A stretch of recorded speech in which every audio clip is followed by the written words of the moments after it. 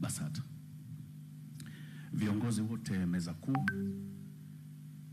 wasanii wenzangu, washereheshaji wenzangu, wafiwa, familia.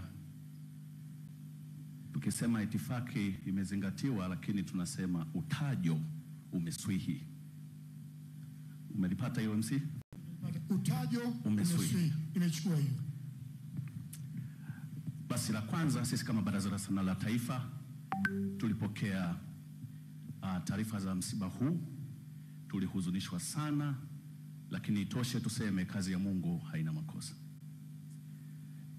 MC Pilipili alifanya kazi yake ya ushereheshaji kwa kufuata miongozo yote, sheria zote, na yeye alirasimishwa rasmi kabisa katika Baraza la Sanaa la Taifa mwaka 2017.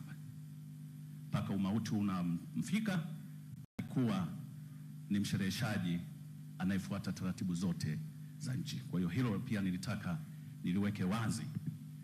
Lakini pia mimi kama katibu mtendaji wa Baraza la Sanaa la Taifa, kama msanii mwenzake, tulikuwa tukikutana na MC Pilipili, tulikuwa tunashauriana kisanaa.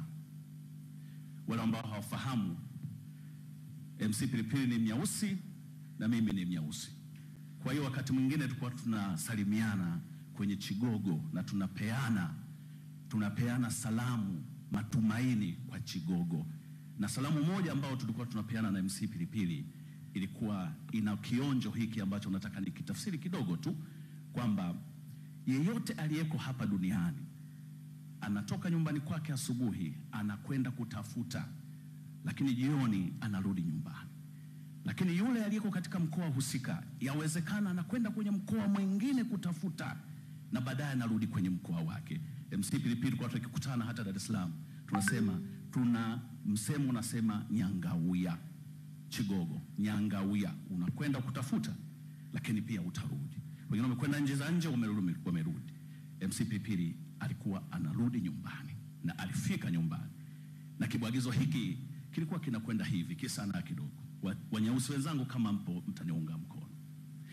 Ane nyangawia iye iye, o nyangawia iye iye, nyangawia iye iye, o nyangawia iye, o nyangawia chochibochelo, o nyangawia iye.